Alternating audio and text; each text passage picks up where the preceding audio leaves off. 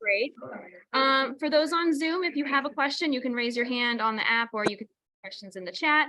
I think first we're going to kick it off. We have a special in-person guest. We actually have Sergeant Malloy here. Thank you. Sorry. Yeah. Thanks, everybody. I just want to show the face. Put the you're on the Zoom all the time. So at a late meeting, I said, I'm going to say hi. I know what I look like. Yeah, absolutely. Let my officers go over to status. If you guys have any issues or anything you want to talk with me, feel free. Ready to help you out here. So are they on? Yep, they're on. I hear. This is potluck is giving status. It's either Hey, good evening, everyone. Mike Burford here from Zone 1. Last 30 days up in Troy Hill, we had 19 reports generated, 2 arrests, and one incident involving a firearm. The one incident involving a firearm was a firearm that was stolen out of a vehicle, a theft from auto.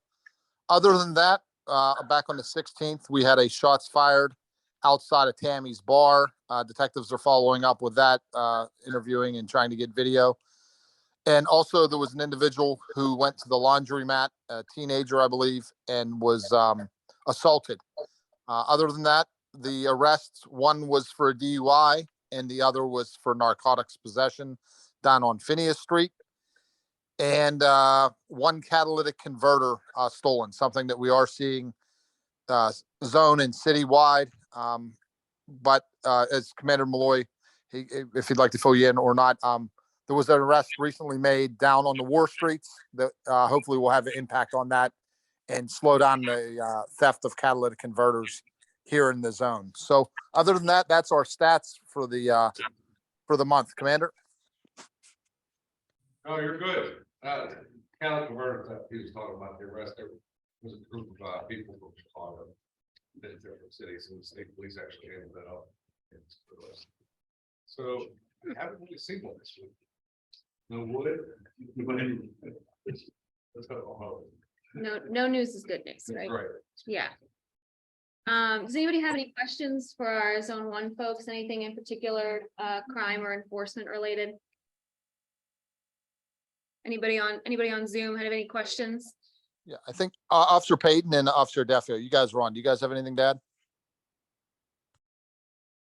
Yeah, I would like to say hello and yes, thank God for another sunny day here in February.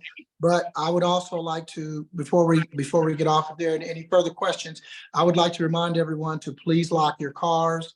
And in light of the fact that that we are making or have made significant progress in trying to get these catalytic converter situations under control, it's still happening. So if you as Sergeant Burford has said in other meetings, if you see something outside or you catch something on your Ring camera or you see something that is suspicious, make sure your areas are lighted and make sure you give us a call if you see somebody under a car that they shouldn't be, or someone with a flashlight looking under a car, or you hear the sound of a saw outside the house and you don't know what it is. Those are signs that somebody is likely doing that. So also keep your vehicles locked and keep your weapons secured. We're always reminding people to not leave your firearm in the vehicle and to lock your vehicles. We're still having issues with that. So that's all I would like to add. If anybody else has something.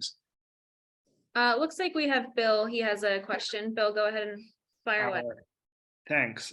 So there was an Airbnb that's been opened by somebody who doesn't live in the neighborhood. The address is 1711 Rialto Street. And they must be telling their guests to park on Cali. Cali is kind of the Wild West, like much at Troy Hill with parking, but the guests tend to park on the side of the street that none of the residents park on. And it really disrupts traffic. Like if a fire truck or ambulance wanted to get through, a lot of times on the weekend, it would be impossible. We've called the police a couple times. One officer did actually ticket them for impeding traffic and blocking the road. But a lot of times nothing really comes of it because there's no specific sign that you can't park on the sidewalk.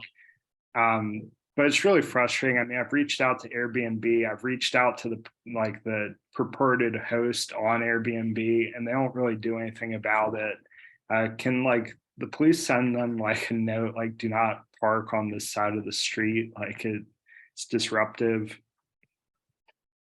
It's also ruining the flowers that I'm trying to plant. That's my sidewalk. Oh, so I'm no. happy to put up a- Well, I think that's an interesting question because I know in Cherry Hill, there are narrow streets and we do allow street parking on one side, but not the other specifically for this reason. Bill, do you know if there's a no parking sign on that side of the street that they're parking?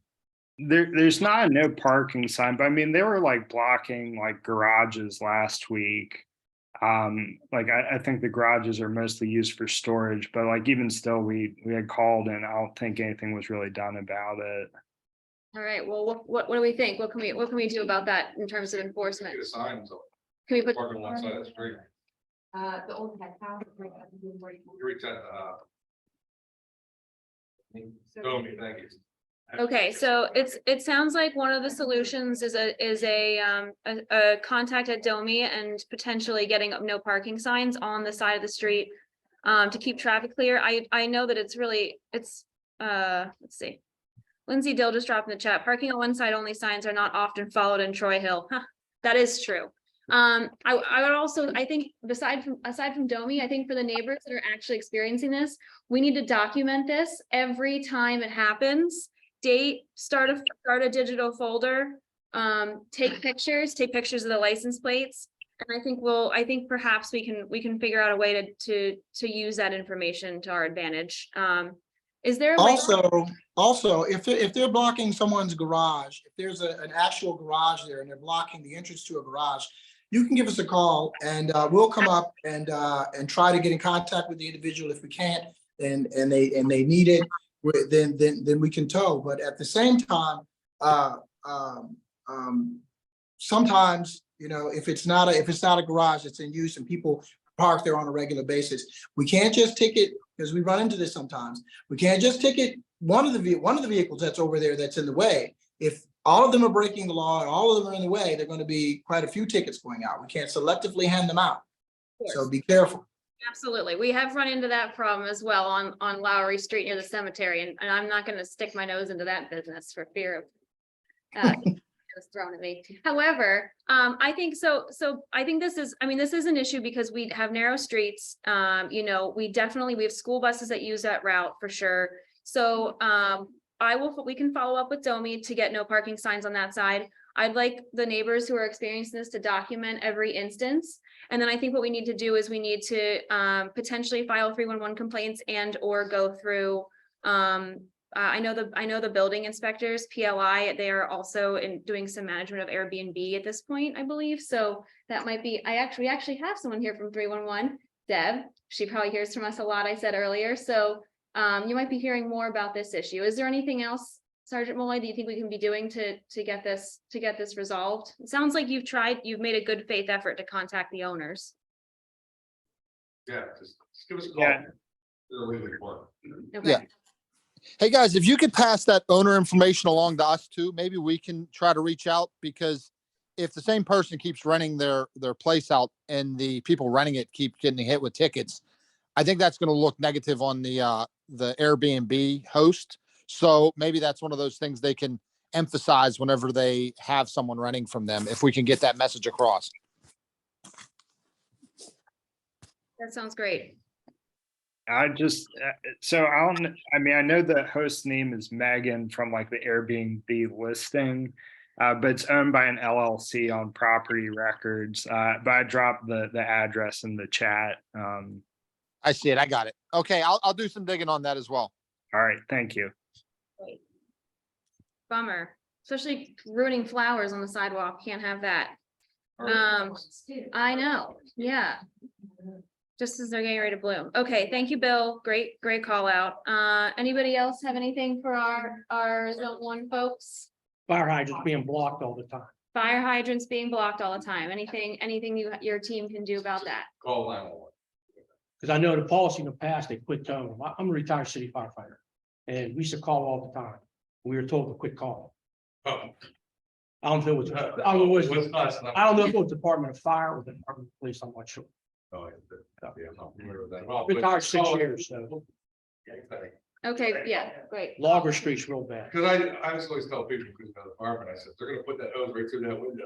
I've, I've yeah, seen it. I've seen it too. Yeah, if your fire hydrant's blocked, I like to call the zone one number first, the non-emergency. You, Big dispatch crew. oh, okay, never mind, call 911. That always makes me nervous. I feel like if I'm calling 911, I better go like a real. Don't worry about me. Tries. Oh, so if it's not that, Okay, we're busy, we might not be there for a while. sure, absolutely. Okay. All right, anything else? Okay, fabulous. Thanks for coming in person. Nice to Absolutely. see you. Thanks to the folks on the call, much appreciated.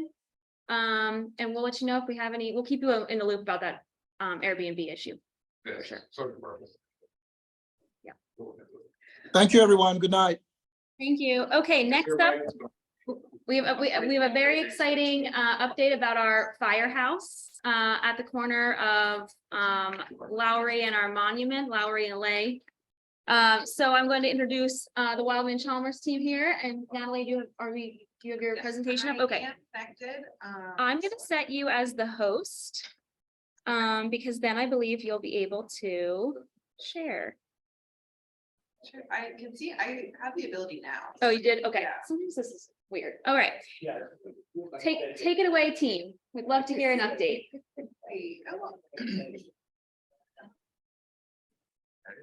Okay, so I think this image we've seen before. We are working on redeveloping the firehouse. And we have here with us, so I'm Natalie, and this is Chad, and we have with us who will be the operators of the space, which is Megan and Jason with Abstract Brewing and Dawn with Scratch. It's your turn. So this is kind of our conceptual drawing, kind of an aerial view. Really, the main purpose of the redevelopment is to try and re-engage this building and the space around it potentially with the community. Our kind of plan as of now is just to do some work to the exterior of the building with the mechanicals, uncover the existing windows that are there. There's a lot of them that are boarded up. So kind of bring back that already existing character. Upgrades as required for toilet requirements and egress, HVAC and electrical as needed.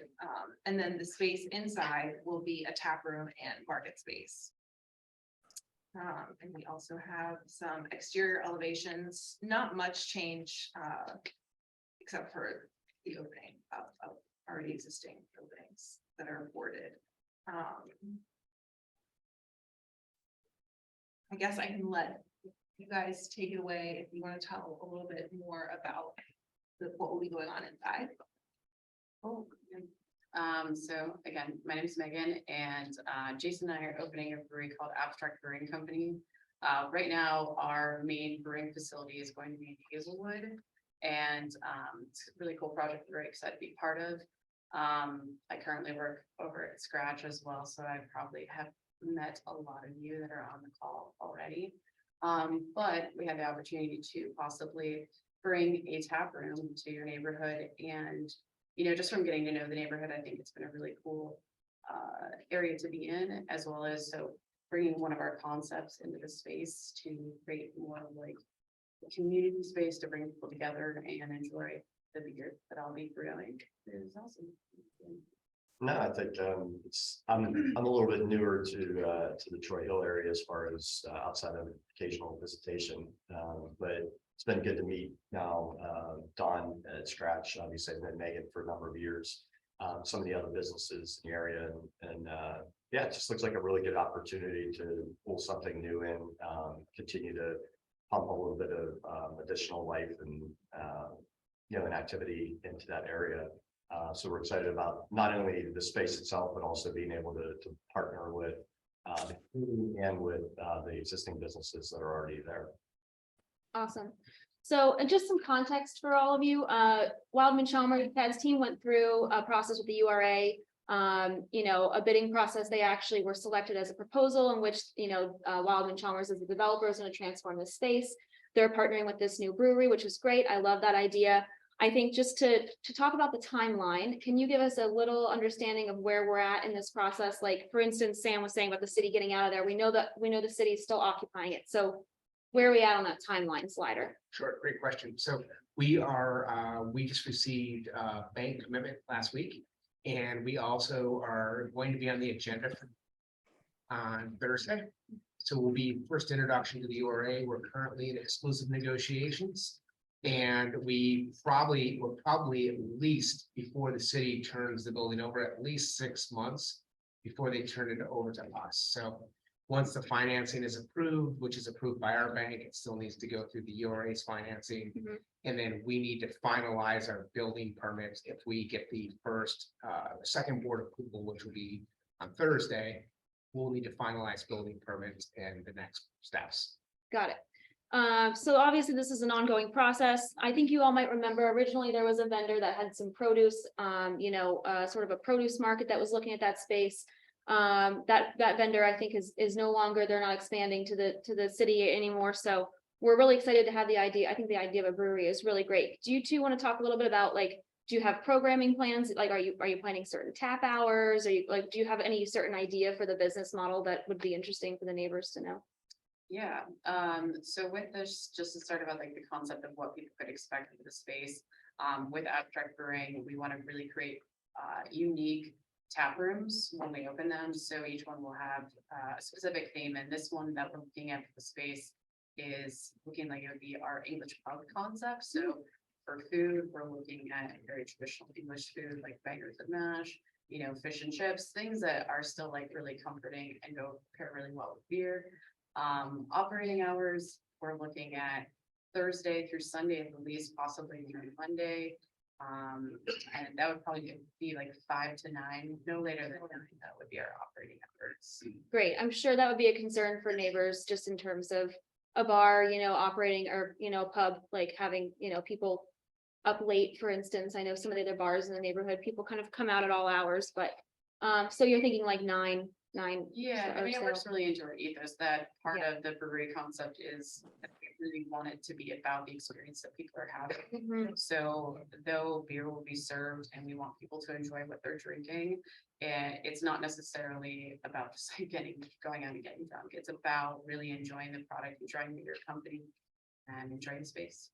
Great. And I understand in development, Chad, you're still, the upstairs will not be finished as part of this phase 1. You're still working through, basically the downstairs is the focal point of the project. That's correct. Okay.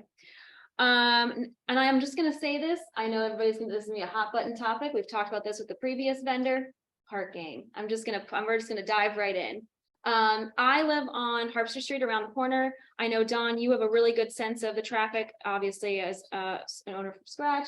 You two live right around the corner. Does anybody want to speak about the parking right now? Does anybody have any concerns? I personally think that, with the business hours fluctuating, I think this is something the neighborhood could absorb. It's something that's going to happen no matter what the tenant turns out to be in that space. But I know the neighbors have some concerns about it. So I just want to start that conversation there.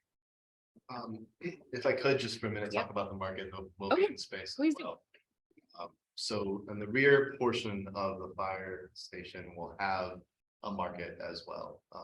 It's a smaller footprint than I think was originally put to the URA early on in the process, but it will be dynamic for sure. People will have the option to walk up and make in-store purchases for fresh produce, for meat, and for dairy. There'll be the option for people to make orders ahead of time through an online application, and we can coordinate those orders so they can walk up and get them there. There'll also be some prepared foods in that space available for purchase. Those will be gathered from some of the better restaurants in the city. We'll have them there available for people to pick up. And the idea is that this then will afford the neighborhood a very convenient way for people to find fresh produce and prepared foods that are all locally sourced and locally produced. Something that you really can't do up here. And without a car, it becomes kind of a difficult thing to do anyway, even if you're relying on the bus transportation system. You can get to a grocery store, but it does take quite a bit of time. So really interested in putting together some of those options and making them readily available for people.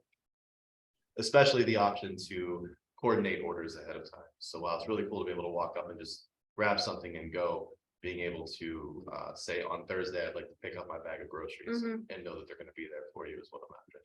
That's great. I love that. I love that there's still a market. There's still some produce kind of wrapped into this concept. For sure. Because I think we all know that Troy Hill is a little bit of a food desert in the sense of fresh produce. We do have the Unimart, which has some staples, but I think, you know, and of course Victoria's Dairy and lots of other shops, but that's great. Yeah. Okay. Is there still plans to do like a Saturday sort of, I know. So, yeah, so the market itself will be open, the same days that the brewery will be open, but earlier in the day. So we'll open at 9 o'clock in the morning, and probably close around 5 o'clock in the afternoon. We want to be able to bring more vendors up to the neighborhood, particularly on the sidewalk outside of the fire station for a Saturday sort of farmers market, if you will. We're not really clear what the logistics are going to look like. We want to make sure that that is something that's bought in entirely by the neighborhood. All the movement plans in place. So over the next 6 months, that'll be some community engagement in this room, and online and in the restaurant. People talking about what would they'd like to see happen and how we can make it happen. Yeah. Yes. I have a question. Previous meetings talked about closing the street down. Is that still in the works? Like permanently? No. No, like what Saturdays, like. So again, if the neighborhood thought that there was enough of an interest to make something like that happen for a few hours on a weekend, love to make that the case. But it would be something that we would want to expect with significant interest in happening first. It would be great, I think, and fun and dynamic, and it could draw a lot of interest to that Froman Street block. Yeah. But you know, we want to make sure that it's gonna be attended, right? We want a lot of people to show up, yeah. And supporting local businesses, I think especially smaller businesses that are trying to get their start. Yep. Yeah, so you may know that we have in the restaurant right now, a number of pop-up, there's one right now, actually. A guy in there doing Japanese style sandwiches. And being able to get like different restaurant vendors into different spaces and have them more exposed to the public is one. There's a lot of people who go to farmers markets throughout the city. There's not any presence like that up here. So we'd be able to get some of that into the space there, but being able to showcase that on a somewhat frequent basis in the warmer months would be fun. Definitely. Yeah. Awesome. Thanks for the time. Yeah, I'm super excited about this. It's mostly selfish, because again, I live pretty close to here, so. Okay, questions, other comments, feedback? Obviously, again, this is an ongoing process. We're gonna continue to hear about this as this is developing in the next 6 months to a year, I mean, probably. Dana Park, right there. Bring up their brewery. Absolutely. Oh, I can think of 1,000,001 ideas. Anybody on the call, do you mind dropping your shared screen, just so I can see I feel like I lost my chat here. Lindsay online says, so glad to hear the market portion is being preserved to fill a gap for the neighborhood. A+. I added the A+, but okay. Any other comments, questions for our Wildman Chalmers team, for our brewing team?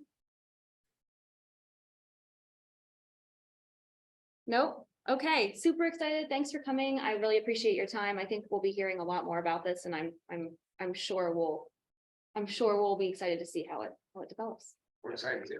Yeah. Thank you. If you don't mind sending me that updated presentation, I can share it around with some folks who asked, for anybody that wants to have a copy of that. That'd be great. Okay, let's see what's on our agenda next. I saw Rebecca sneak in. How are you? It's so nice to see you in person. Do you want to give a mayor's office update? Sure, actually, we have the pleasure of having the deputy mayor here tonight, so, Is there anything else you want to share? You know, And we also if you have write the Doug company Lee. on it, I think you can make change that. Let's give them more character. Yeah. Thanks. I guess just briefly, for any of you who didn't see the kind of budget related news coverage during the budgeting season at the end of 2022. the neighborhood services team that I manage was going through a fairly significant restructure, and it's really great. We actually have merged with the 311 team to kind of better integrate like our boots on the ground outreach work, like anything like this, with the constituent relation work that our 301 team does. So we're really excited about that, and we're hiring a couple of positions. So I guess I just wanted to kind of foreshadow to you all that you might have someone different who continues to represent the mayor's office at these meetings as we step up. Okay. Yeah. So I think the big question for both of you for the 2023 year, Cali Rec Center. Let's talk about it. Should I come up there so we can hear me better, or can you hear me okay? Our microphone picks up pretty far, but if you'd like to come up, you're. I just wanted to know if I needed to be close, just like here. Happy to talk about County. I have been learning more about the project over the course of the past year. But in essence, the situation is that it's a very old and complicated building. And in particular, as we have begun to do engineering assessments of it, we've made a couple of discoveries, and this has happened. This is not the only rec center project where this is the case, or the only facilities project for the city. It's actually a very similar thing going on in the 4th Division building, which is or the site where the 4th Division is going to be rebuilt, which is in the edge of sort of Knoxville and Elsinburg. I'm so sorry to interrupt, but someone online did say they are having a hard time hearing. So I'm gonna have you step up. I should have just said yes. You offered it. Here. Thanks, Chad. So, as I was saying, as we dig in to the site assessment for Cowley, what we've discovered is there's some interesting engineering challenges to the site, right? The building itself, very large, sort of substantial, New Deal era construction. The front wall of its foundation. So we think, I imagine not many folks here have been in the basement of that building, but if you were to go down to the basement of that building, the wall that faces and sort of is closest to Getman Street is in fact not just a retaining wall that is holding the street itself up. Yes. I think some folks from DPW may have highlighted this before. As we dig in more and more, the importance of the way in which deconstruction of the building happens to preserve the integrity of that wall and keep the road up is becoming more and more important and challenging. It's very doable. It just takes more engineering work to achieve. Also, a portion of Getman Street just before, if you were coming up the hill and then making that left turn, just before the rec center, a portion of the street is actually itself technically a bridge in that it's built a bit cantilevered over the edge of the hillside. The bridge is in good shape. That's good news. But it has a weight limit on it like all bridges do. And so getting equipment to do some of the work on the site into position is a little more complicated also than was originally understood. So the long and short of that is there's some additional engineering work that needs to be done to figure out how to conduct the process correctly, safely, and to keep the street open and intact. We think we can do it. We need the majority, frankly, of this year to have that engineering work done, because it's hard to say. I mean, hopefully there's no wood for me to knock on, but hopefully it can go faster than that. But this is the kind of process where you're kind of peeling an onion, right? Every layer deeper you go reveals new information that could add or take time away from the process. So that's the primary focus right now, is the necessary engineering to figure out how to appropriately deconstruct the existing building. I say deconstruct for a reason. Sometimes we demolish buildings. This one we would actually have to take apart, and rather than just sort of collapse. I think that's good. That's the direction we're heading on everything we can, frankly, but it's especially necessary here so as to not disturb anything underground. So there's a great deal of engineering work that needs to be done this year to achieve that. The step after that would be, once that engineering assessment is completed and we have a clear sense of what it's going to take to take it apart, and what's going to have to be left behind in terms of securing that retaining wall, holding the street up and things like that. There are park amenities and assets that the community has asked for that we want to deliver. And we're going to have to come back to you to figure out sort of the puzzle pieces of where they all fit on the site once we know how much space is going to be taken up by, hardscape construction to keep the road in place, basically things like that. So there were, and I wasn't part of this process, but folks in DPW were, and I know they're very knowledgeable about and committed to delivering on those both internal to the new building assets and those external park improvements. We think we can do all of it. We just have to sort of figure out how to fit the puzzle pieces together. And the missing link in being able to have that conversation is knowing what to build to keep the road intact and everything like that. So our next steps are get that engineering in place and then coming back to you all with all of the pieces asked for in terms of the park to figure out exactly how they sit next to each other and fit together. There's $2.6 million in change in the budget allocated to this project at the moment, much of which comes from the American Rescue Plan allocation, or ARPA.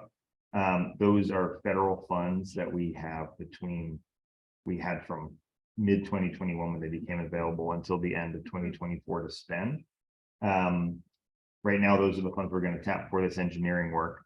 It's possible, as the construction timeline for this, it develops as a result of this engineering, that some of the work on the project will push past the end of 2024 in its schedule. And as that occurs, we may need to reallocate those ARPA funds to other projects that will get done before that date, because if we don't spend the money before the end of 2024, we have to send it back to the US Treasury. But we would, in that instance, replace those funds with bond funds or other city funds that don't have a time limit to keep the project moving. So if you were to hear, or the councilman were to come to you and talk about rebudgeting here, understand that the reason we might have to move the current type of funds we have dedicated to this before the end of 2024, then they go away. And so we might have to just swap the flavor of, if you will, that's going into the project. That's my update. Is there documentation to make sure that we get those funds so that things don't get reallocated and this project gets pushed again? Because I think that's a big concern for all residents. The documentation itself would be the budget and those budgetary. I understand that, but where I would like reassurance that whatever money is taken away from this project to reallocate to other projects, that we have some assurance that funding will come back to us. So we're not there. We're not there right now. I'm mostly saying as a heads up that that's possible and hopefully avoidable, right? When we get to the point where we have to make those decisions, then we can, before we would approve a shift, we can work together on the process for how to accomplish that, right? I don't know how much I would have to move until we know how much we're gonna have to spend, right? It doesn't even matter. No, I'm sorry. I understand. I completely understand and respect your question. It's not one I'm necessarily. In spirit, I hear what you're saying, and I understand what And you're. know that I'm going to stay on about it. Absolutely. Okay, Yeah. great.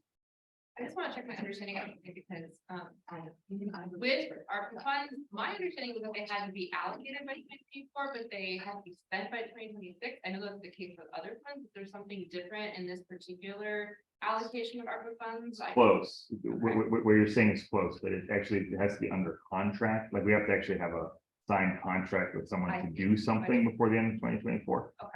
And if we have a signed contract to do something by the end of 2024, yes, we have 2 more years to actually have them send us the bill, basically. Okay.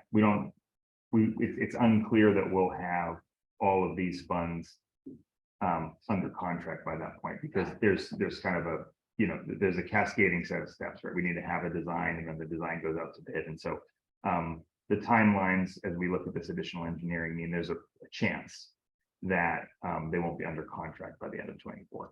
So you're right about how they work, but it's all about project phasing. Yeah. Right.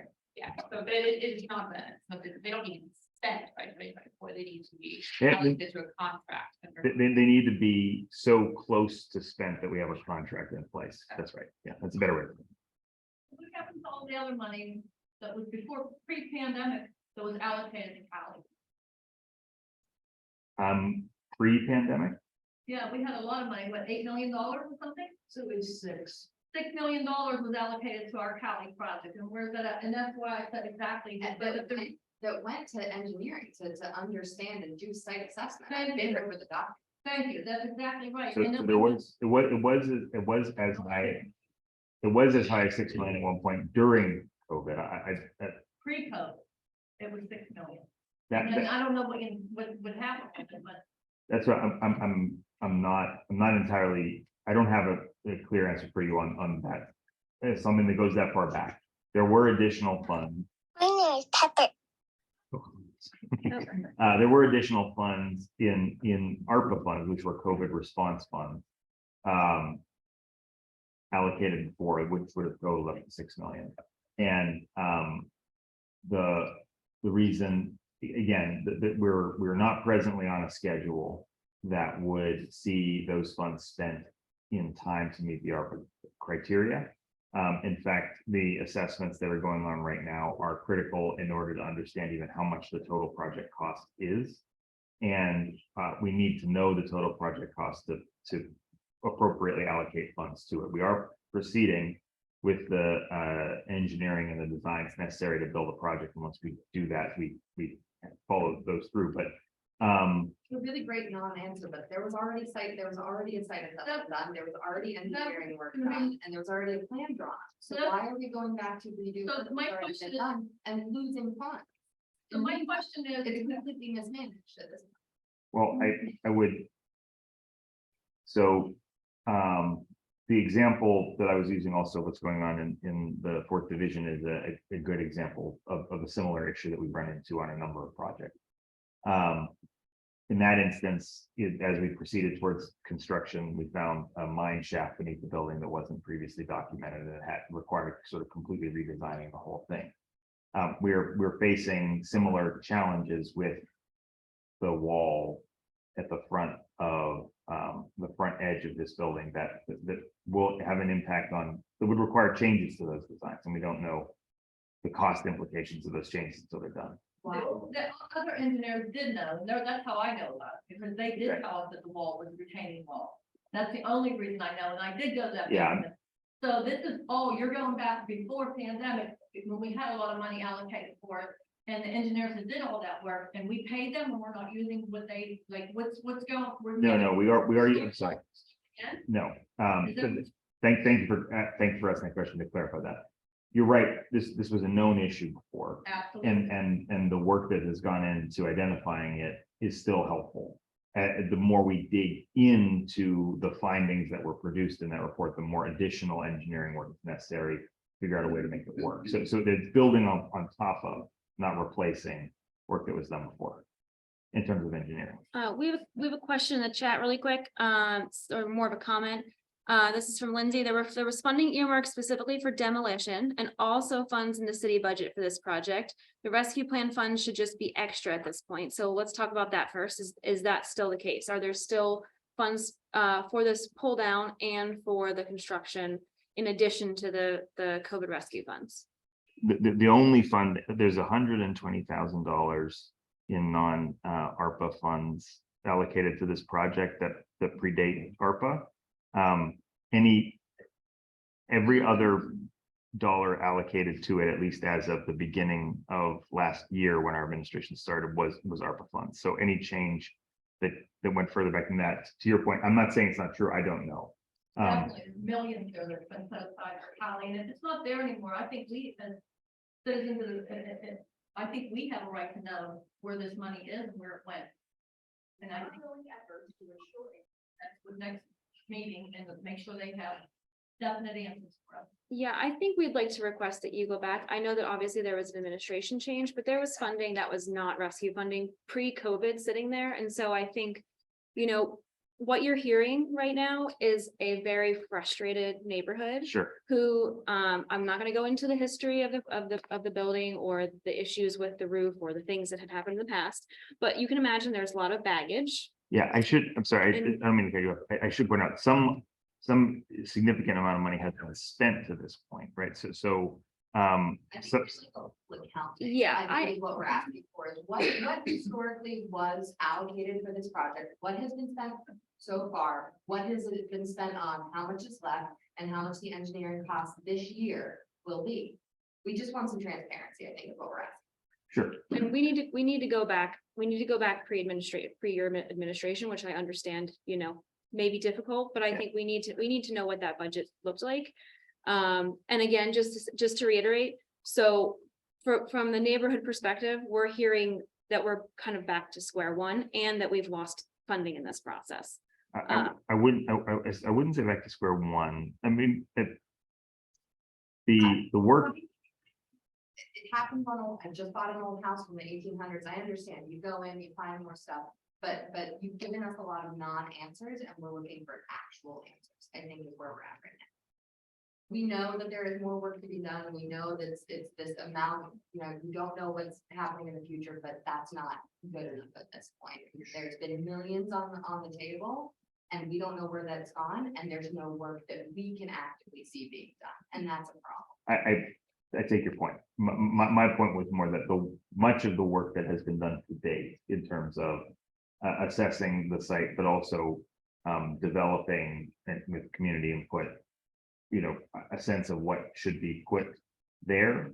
That's all still active and valid, right? That's the money that was spent in scoping out what would go in the building, the sort of size and shape of the building, what would be in there, and what would happen in the park is still active. So it hasn't gone away. It's just not ready for construction. So I take your point. I'm not disagreeing with you about accounting for the funds. My point is that work that has already been done on this project is of continuing value, right? Like the things that have already been done. But you've also said that things need to be reassessed based on these findings, so that's not entirely true, and again, a non-answer, so. Their location on the site might need to be adjusted. Which would require more resources, more design, more engineering, more input, and more time. Yeah, that's right. Actually, when they were bringing the drawings and stuff to us, nobody in the community was happy with that. We told that wasn't what we wanted. Okay, So like, we are back to square one because the stuff that they gave us was not what we were asking. They wanted to move it over, give us a little small block of room, and that's not what the community wants. okay. And we had a lot of money to be able to do better. Janet, you probably have the records. We filled out all this question years ago. Right, this has been going on for over 10 years. So we're very frustrated. Understood. And I'm just telling you that for your knowledge, so you're not like, come back and say, oh, here, they haven't, we weren't happy with the design that they were giving us anyhow. They weren't giving us the ground. We want a rec center, not just a meeting hall for. We want a community revitalization project is what we want, and we're owed that after this many years. Okay, that's helpful to understand. Thank you. So I think what I would like to do is work with you and Rebecca the next, let's say end of February, and I would like to be able to report back to our community members on that transparency and accounting from your office. Yeah, that's easy to do. Great. Yeah. End of February, everybody. Awesome. Okay. Thank you. Does anybody have any questions about, I know this is a big issue. This is gonna be one of my main focuses in 2023. Again, we've been talking about this. We were talking about pre-COVID. It sounds like we have a place to go, at least in this sense. We have a path potentially forward. And we have some information coming our way. Does anybody have anything else they want to add for the record? Not for the record, but I didn't mean to beat you up. I think you You need to didn't. know. Yeah, I didn't think it that way. No Thank problem. you. Sure. We Let's appreciate you see. coming in. We'd like your continued support. on Sure. this. And thank you, but I get it. I understand why these types of assets or projects are so highly valued. They should be, right? I mean, that this this is one of the most foundational things we as a city do for neighborhoods. So I appreciate and understand your passion around it. It's, you mentioned buying an old house, right? But imagine buying an old city, right? I mean, these things are hard to do sometimes. And that's, there sometimes aren't great answers. No, when it but- takes a decade and there's a lot of, there's lack of transparency, that's when I think we all get a little bit anxious because. And you have every right to speak. So I totally appreciate where you're coming from, understand that. And I just want to be clear that I think that a part of that frustration comes from a feeling that this particular neighborhood has experienced some kind of disinvestment or not been prioritized, whether that's because of our size, our location, our economic level. And so whether or not that is the intention, trust me, I understand that there's a whole lot of bureaucratic mess that goes on. I get it. I understand that's difficult, but I just want to I want you to understand also that that is where some of that frustration comes from, is not even that these things are difficult, but in addition, that we are not taken seriously because of our neighborhood's lack of status, if that makes sense. I mean, I don't mean to speak for everyone, but I think that's the way. Yeah, that makes a great deal of sense to me. I can definitely understand and feel that for sure. All right, any other questions, comments? Oh, I see a hand raised. Lisa, is that you? Go ahead and unmute. Hey guys, yes, this is Lisa. I just want to always encourage people. We live in a democracy and Pennsylvania has an open records law. So if many of us would like to submit, a request to our city, we can do so. I dropped a link in the chat.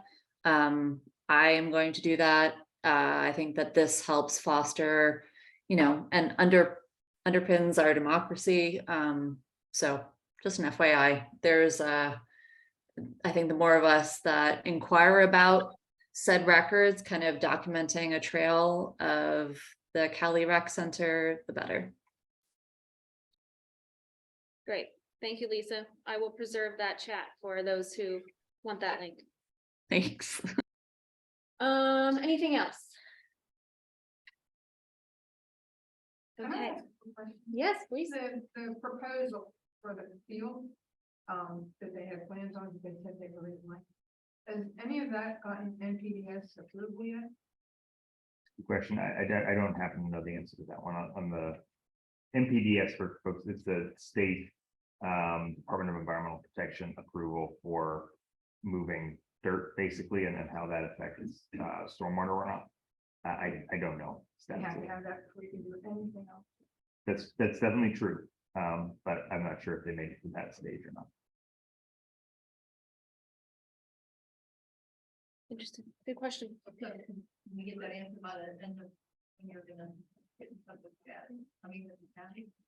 Can you add that to the list? Maybe you can give us an update of exactly what studies have been either done or that you're undertaking now. Yeah, I guess I should clarify. When I say I don't, the answer to your question is yes, we can definitely confirm. Sure. When I say I don't know, I don't, but that's a permit that generally comes at the construction phase. So I think it is unlikely. You think it's highly unlikely? they don't know. that we submitted for an NPDES permit at this phase so far. Got it. But yeah, we can double confirm that. All right. I think we'd also like a project plan to understand exactly what the order of operations for the project will be. If we're in the point where we're in a few months going to be needing permits, I think we'd like to know exactly what those are and at what time they need to be submitted so that we can all stay on top of it. Yeah, that also makes sense. It's not, it's the what permits we'll need and on what timeline depends in large part on There's some engineering. basic ones though, right?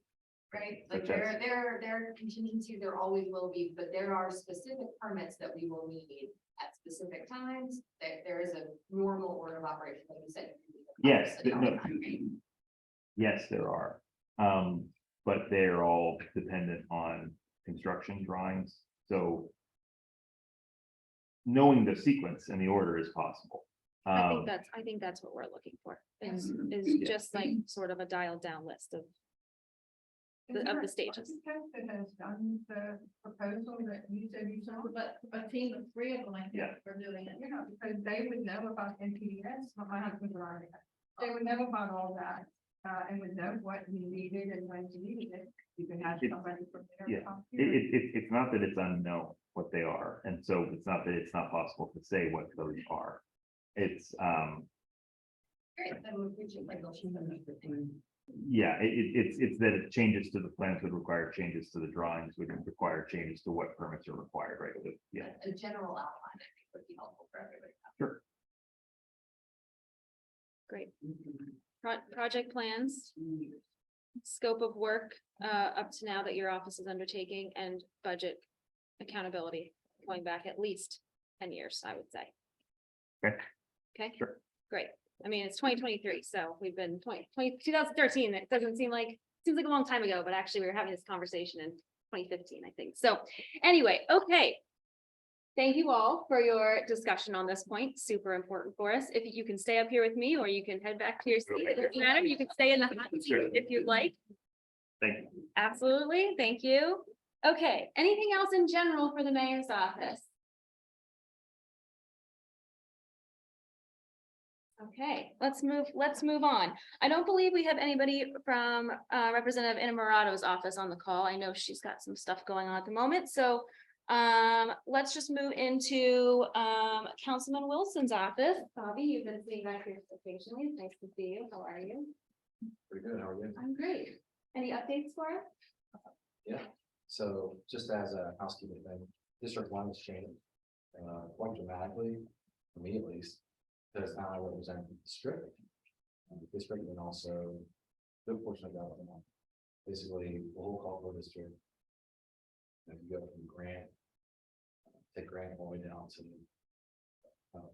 4th Avenue, stick that straight to the river, kind of weave your way to the point that's roughly, what's all added.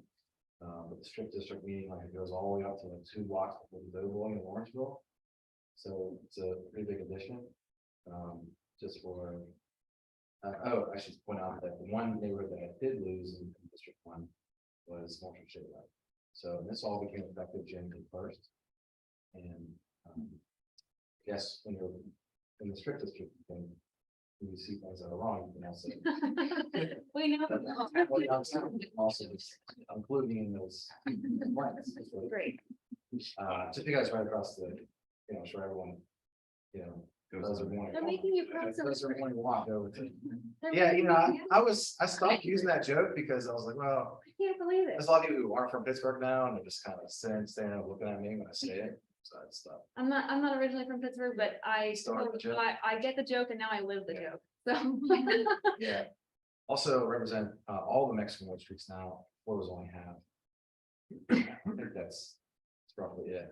The most important points. That all happened January 1st. It just became effective. Like, I'm actually, unlike state houses where they run for that new map, I just began effective January 1st. And that all happens because of the census in 10 years, population changes, and everyone in the city should have equal representation. So all 9 households get population redistributed, move around, people, just exactly what I just explained. How it is in the strip and downtown. Other than that, I know there were some questions that you had for me previously. That we looked into. One was around the earmark. The city received 7 million from the federal government for steps. And so you want to know if the Troy Hill Road steps were in there. And so, yeah, they were in the original request. They were included in the federal request. And DPW and DOMI are working on a report to determine which steps are going to put in. Great. Do we know when they'll come out with that report, or are they phasing things, or like are they doing it in phases? Like, I think this are we is definitely on the list?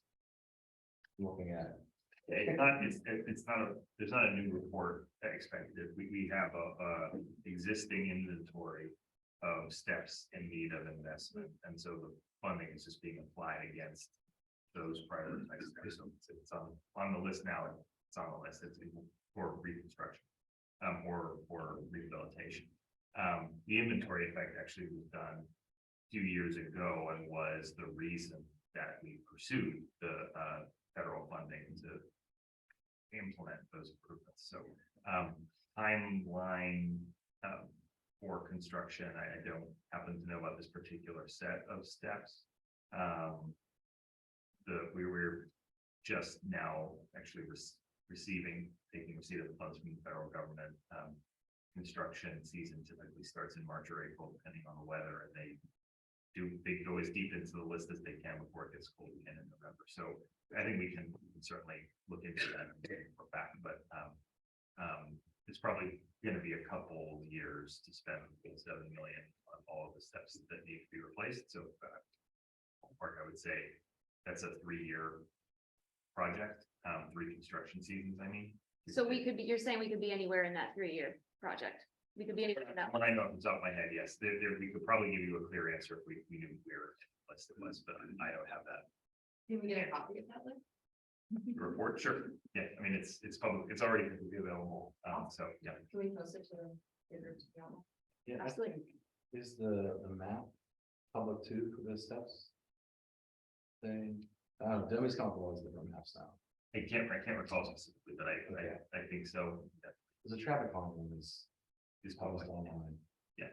Sorry, I'm just, basically, there should be a lot of transparency done very soon with them, because they're seeing these maps where they can go on, it's clickable, and you can see exactly what, look on the street. If it's not there today, it's because they're finalizing getting ready to launch it, but But if not, it there's a will all list. be publicly available. Yeah, if not, there's a list, there's always been a priority list, that you said, but. Yeah. I know you had a specific question, so whenever, I think it was the last administration reached out about what steps you had, or was it this administration? It's the lip word. But regardless, whenever the request came into my office, we gave them, list of steps that should, we think should be prioritized. Based on community input and what we've heard in the community, different communities, your community group. So I just want to confirm that we did put that in there. I don't confirm that, but still, there is this priority list, just like speedos, speedos are speeding on the street, doesn't mean it's like no speeding, where the money's gonna go to first. We'll be interested to see that. I'll be interested to see Yeah. that list. Full steps projects, for sure. Let's see. Other than that, I haven't taken any questions. You have to look into the railing and see if that, you did. I have it on my next standing meeting with Tony. What was ran into Tony? Did you see it? Yeah, we just ran. Oh, I was thinking when it was first installed. I mean, it's a good question. The question was, why did the Rialto steps receive that type of railing versus the type of railing that went in at Chestnut, Going up the Spring Hill. the Labyrinth steps. I don't know what they call. I mean, up in Spring Hill, I don't know. I don't know. I I don't know. They probably call it beating. Yeah, a lot of people call being while they're off Chestnut, but yeah. Yeah. What's the issue? The railing. So it's railing, did you see the ones down there? They're green, like lime green. Yeah, It's lime green on Rialto and No, one on Spring Hill. I remember what spring Really looks nice like. black rod, like design, like a nice design, like kind of like our, I see. you know what I'm talking about? And there's some green, it's crooked. Like it looks like kids put it up. Basically, the difference is that the ones on Union have, it's, they're like prefabricated, well, these ones are too. But you can clearly see that it's just a whole different design. They're more, they're heavier, there's less gaps in it. This one, I think it's just Oh, really? they're almost like replacing kind. But when they were installed, we just say, like, I was very happy, everyone was very I happy. can agree, but then I We said, did, we like, did bring up a good point, though, that it was very different. temporary, and you could put some real ones in. It's kind of pretty good. Fun, We That'd really- be nice. They need to straighten them, but they look, Speaking of Rialto Street, I actually talked to you about this drill. Did you call about this drill? Oh, yeah, we all, I did we all. not last- Call about this drill. Okay, I didn't call. Next time I run down Rialto Street, I pay real close attention to the drill. Wasn't the Okay. railing I think the procured process- at like the height of the pandemic? I'm just thinking back to when we met with. There's nothing for children to grab. There's nothing for children to hold on to. It's all adult level. Does But anybody have any opinion? I'm really interested in this, very interested in this. And making Rialto Street one way going downhill. Late I- day. No, you're gonna get to the meeting without hearing about it. Oh, my Lord. I've been discussing this for over a year. What's her name? What was her name? It was, Okay, so for some, they can have Rialto taken out of the GPS system. But they haven't done it. When we go, I'm just concerned about the trucks. that They're try not to go supposed to up, or you're trying to go down. Because they overfill. okay, here's, It's not a here- conversation. okay, everybody, I'm gonna retake this from, hold on one second. So we've had this conversation multiple times, yes. Let me just give you a real quick highlight reel, okay? It's a big question mark in the neighborhood and it's something we may have to deal with this year. Our truck traffic has actually been down. I think it's because in the winter, people are avoiding Rialto. Great, we love that. People I think that are not from here are also avoiding Rialto. It looks scary in the winter. In the summer, we do see, I think, a lot more issues with trucks. So people who don't know to get all the way over, hug the curb. We've had our folks from Zone 1 up here ticketing and enforcing. Bobby Wilson's office has had people looking into things which are related to the actual traffic and traffic calming. We've discussed bars at the top. We discussed like height bars to make sure people, don't blow through. We've discussed making it one way. We discussed removing it from the GPS. If this is an issue that comes back up, which I'm sure it is, and it will come back up this spring, we will revisit it as a community. But as of right now, there are no plans to make it one way or make substantial changes without substantial community input. It's hard enough to reach consensus about projects. And if I have to pick between going up or going down, I might not have any hair when the year's over. I don't know what's going to happen. I will say, however, there are lots of opinions about this. It can be a safety issue. We do monitor it. Of course, if you see infractions, take a picture of the license plate, you call Zone 111 or 311, or you call 911. Like that's how we've been managing this right now. But again, if we as a group, if we as a neighborhood decide, that this is becoming an untenable situation, it's up to us to make that change for the better and to ask our city and county reps to help us move that through. But just remember, but once we make that change, like it's done, right? So we really want to be thoughtful and considerate about that before we kind of take that project on. I would also Does that make highly sense? recommend, Uber does not use Google Maps as their GPS system. They moved off of it about 2 years ago. If you write into Uber and tell them to reroute and not use Rialto. Well, Molly said there's a way that the city can get in touch with them and they will take it out. When we were just, Menudo was, mayor, when we talked to him, and I forget who was the lady that was in here. Every time she comes, she said, no, they didn't get the answer. Finally, they got the answer, and she said, well, they can't just take trucks out. That was never our issue. We wanted the whole street taken out of the GPS. It can be done. It definitely can be done. It can be done, but I'm talking about Uber specifically because they don't use, they have their own proprietary map software. They have a base in Pittsburgh. Email them and complain about it, and you'll get more movement. That's good for Uber. So the answer to my question is that people do not want it to be one thing. People want lots of things, unfortunately. I get calls from people all the time about Rialto Street, especially one man in particular, who, when he was coming up Rialto Street, a big truck was coming down, took out the whole side of his car.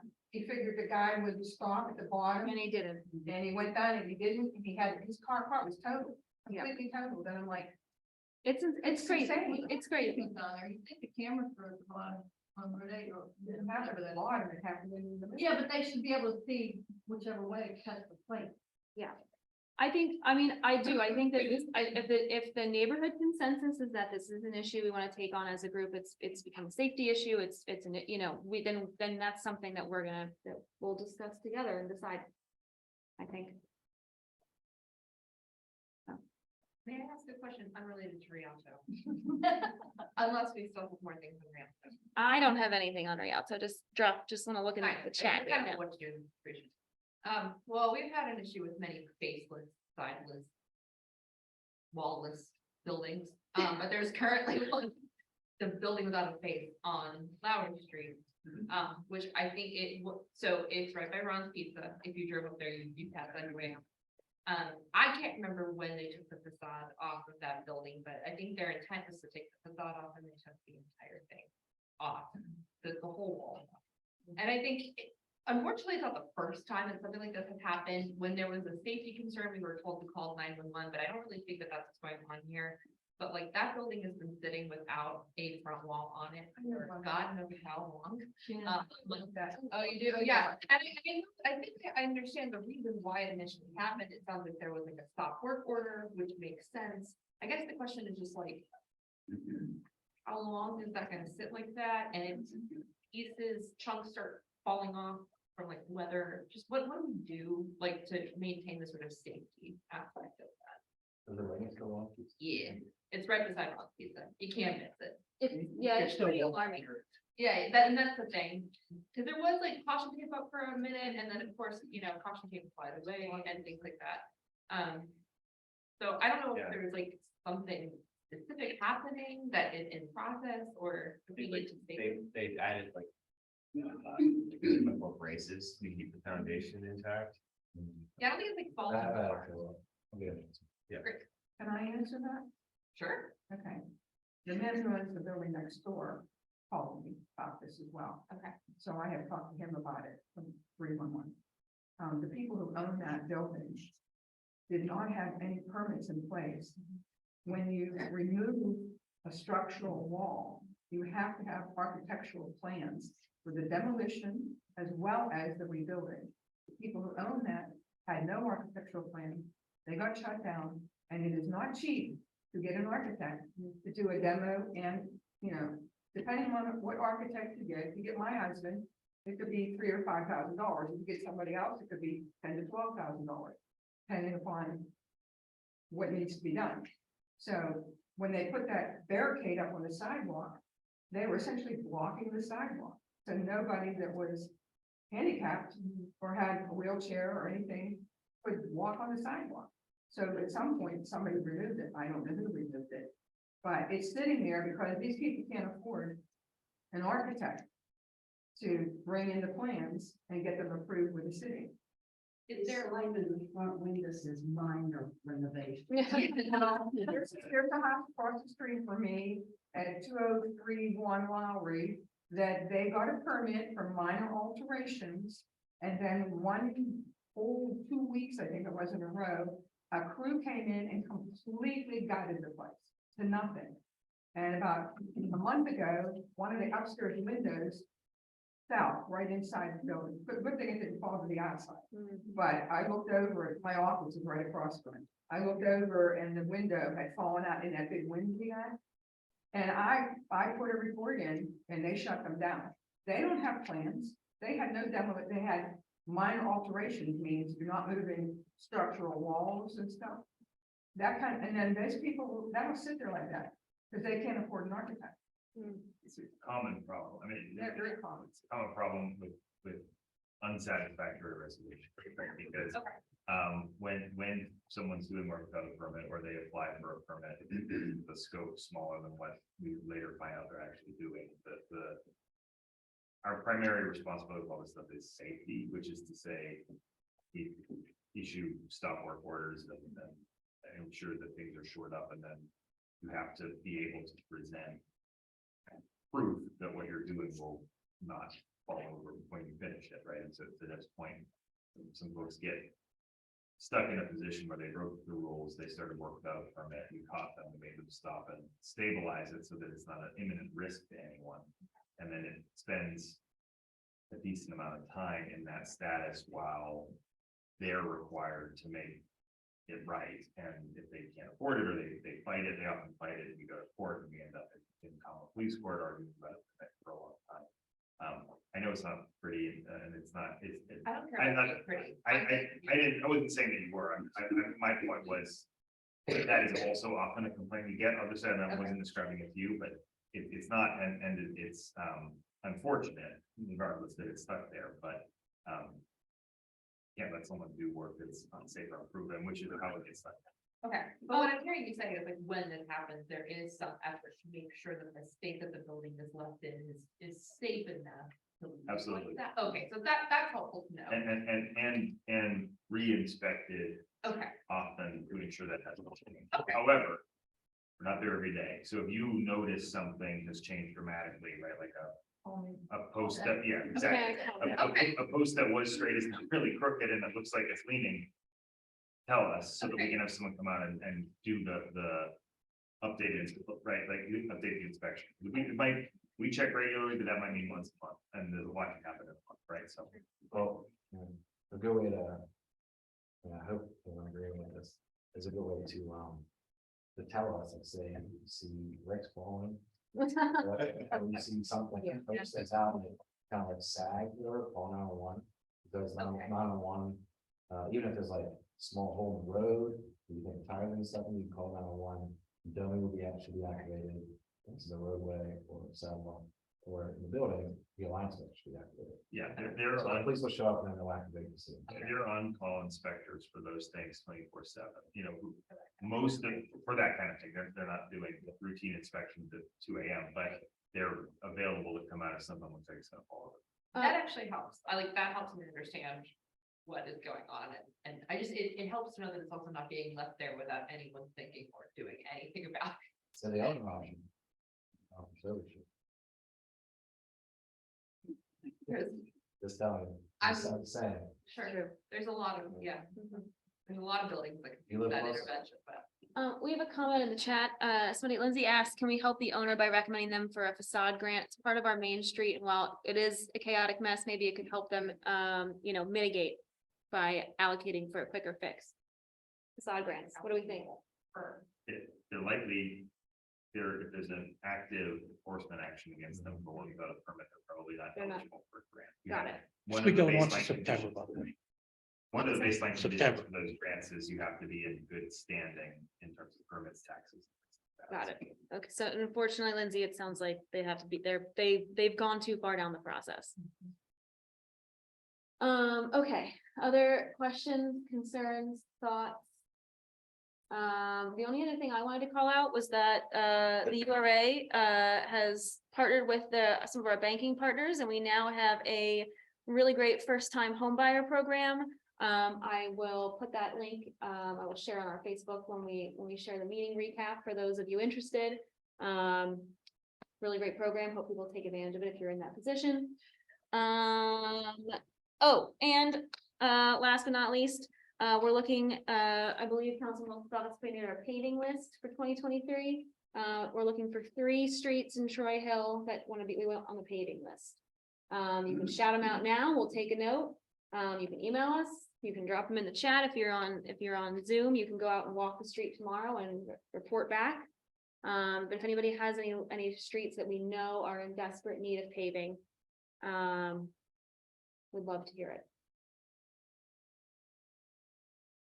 Okay.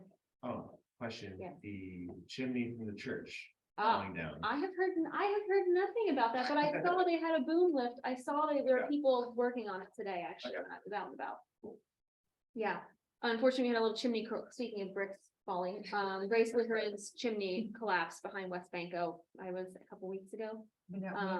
In that wind, yeah. And so luckily, I don't believe anybody was hurt. I think everybody was hunkered down inside. But I did see somebody out there today, actually. What was this? I would say, yeah. When do we have the really crazy winds? It was a couple weeks ago. 3 weeks ago on Yeah. Friday, I think. Yeah. Yeah, really in mid-January. Mhm. Fell into the parking lot, the bank parking lot. Maybe it was Santa. What did he say? Yeah, but there's where the bank, parking lot. Yeah. is, with all those police barricades right there. Okay, everybody. Sorry, I keep looking at my list and seeing more things. Thank you to all of our volunteers who came out to the cleanup. Our neighbor right over on Rialto Place, David, is gonna be running those. The next one is going to be February 26th. So I believe that's a Sunday. And then the rain date is actually the following Saturday, March 4th. So if you can't make it that first Sunday and it gets rained out, you could join on that following Saturday. But put in your calendar, February 26th. We're just trying to get out there and get ahead of when the flowers and everything starts blooming in spring. They're not kind of pushing through garbage. If you don't want to come out and join us, you can just go ahead and pick up on your own street, put it in your trash, or bring it to our collection point. Every little bit obviously helps keep the neighborhood clean. Okay, I think that's everything on my list. So if anybody doesn't have anything else, we'll adjourn and board members can hang out here. We'll talk about some board things. Thank you, everybody who came on Zoom. Much appreciated. I'll post the meeting recording if you want to relive the dramatic moments.